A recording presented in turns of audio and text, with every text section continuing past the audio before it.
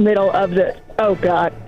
Protesters are starting to throw rocks. We're going to get away from the scene right now, Judy. Okay, Michelle, you take care of yourself. I'm going to let her get off the phone. We really appreciate it. Get to a safe place. CrossroadsIRL.com. Okay. We have our Tylenol Americans, okay? If you know what that means. We have Americans who think that now, to be honest, let's not play games. This tactic has been used in pre-Soviet Russia. You release the mentally unwell and the criminals into the general population, cause problems until the people say, we will give you anything, just make it stop. And then they say, well, you have to give us the power and the authority to do what needs to be done. And they say, yes, we will vote in the Bolsheviks. And then the Bolsheviks are given power. They say, thank you very much. And then they take that power and use it against the people. And that's the tactic that I'm seeing here. Same for the Nazi party and for the fascist part. They amplify what they want people to see as the ills of the society, the ills of the current leadership. Here's what's going wrong. They are the problem. You know, if you give us power, you guys will have heaven on earth. And then the people say, yes, we will give you power. Just make it stop. Meanwhile, most of the problems were caused by the people telling you that they're going to solve the problem. Problem created. They offer the solution and then they take over everything. So here's Antifa. So Antifa is in Chicago, is doing this. So let's just watch this video and then we'll just give some commentary. Meanwhile, let me know your thoughts in the chat of the stories so far, your thoughts on this story, and then we'll just have a conversation once this clip is done. And when you first got on scene and you were able to talk to some neighbors and some witnesses there on the scene, and describe to us what initially... Judy, wait 1 second. Okay. I see Chicago police are arriving and putting themselves in the middle of the situation right now. It appears there might be someone in command, from what I can see, approaching the area. I'm not sure if this is an attempt to start dispersing the crowd. But we have just in the last few seconds seen Chicago police, who had remained at bay, now starting to put themselves in the middle of the, oh God. Protesters are starting to throw rocks. We're going to get away from the scene right now, Judy. Okay, Michelle, you take care of yourself. I'm going to let her get off the phone. We really appreciate it. Get to a safe place. So what you're watching, what you continue to watch, is exactly what Michelle has been describing.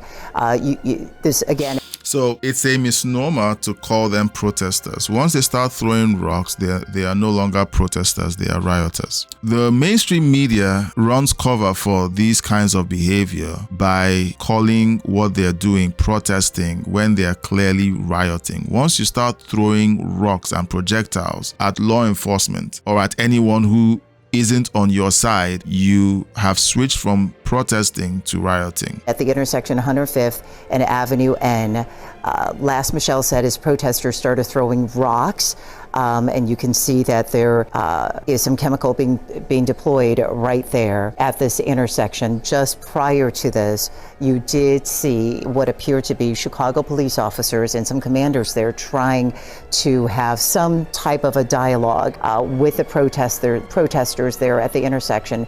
It would seem that they were trying to disperse the crowd and maybe usher them off the street so that the agents could possibly move their vehicles. And it was at that point that Michelle noticed that protesters started throwing rocks, and this is the end result. Earlier, we had heard that there were pepper balls being sprayed into the crowd because someone had thrown eggs, or some neighbors had thrown something at the agents. And now reports of rocks being thrown. And that was coming from Michelle, a reporter right there on the ground. She has now gotten off the phone with us. They're trying to get to a safer place, of course, but we can continue to watch this picture. Fortunately, with Chopper 7 up in the air, we can still continue to monitor what is happening here. Again, if you are just joining us here on stream, this situation has been very tense for the last, maybe about... So this is ABC News. Okay, and I was waiting for them to call this a mostly peaceful protest. Yeah, because they tend to do that. They tend to say that things like this are mostly peaceful. So you have Antifa, you have the riots in Portland, you have the riots now extending to Chicago. And what do those two locations have in common.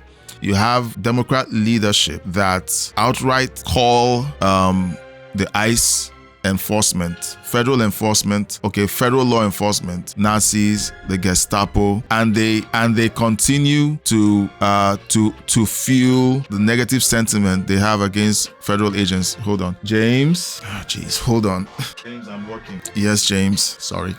Okay, so go down and play with Zoe, and then I'll be downstairs soon. Okay. All right. Please close the door. All right. Sorry. Yeah. So.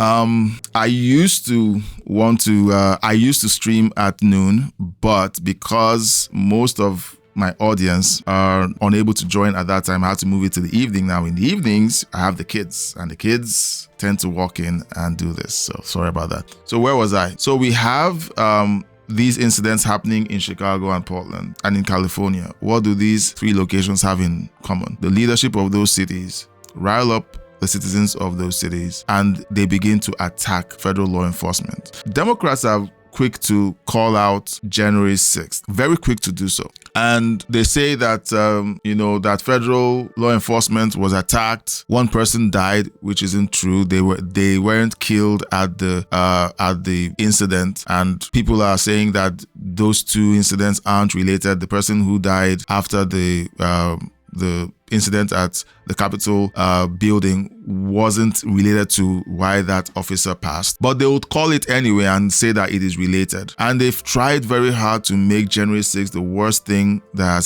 has happened in the history of the United States of America, including September 11th. We've had at least 3 January 6th situations across America. And the mainstream media has made it look like it's a walk in the park. It's just, that's a regular Tuesday. We've seen Barack Obama call crime in Chicago, just ordinary street crime. Meanwhile, these are crimes where American lives are lost. And he belittles it to make it look like it's not important. You don't need the National Guard to go in to enforce law and order, where local PD clearly isn't doing the job. You have California, where the governor essentially wants to be Trump. He can't be Trump. He wants to be Trump, but he essentially has empowered his leadership to attack Trump and federal law enforcement at every turn. They all have one thing in common. Their citizens attack federal agents, and crime in those cities are through the roof. So it's unfortunate that that's where we are with law enforcement and with the goings on in these cities or at these cities. But once you see that pattern, you can't unsee it. Subscribe.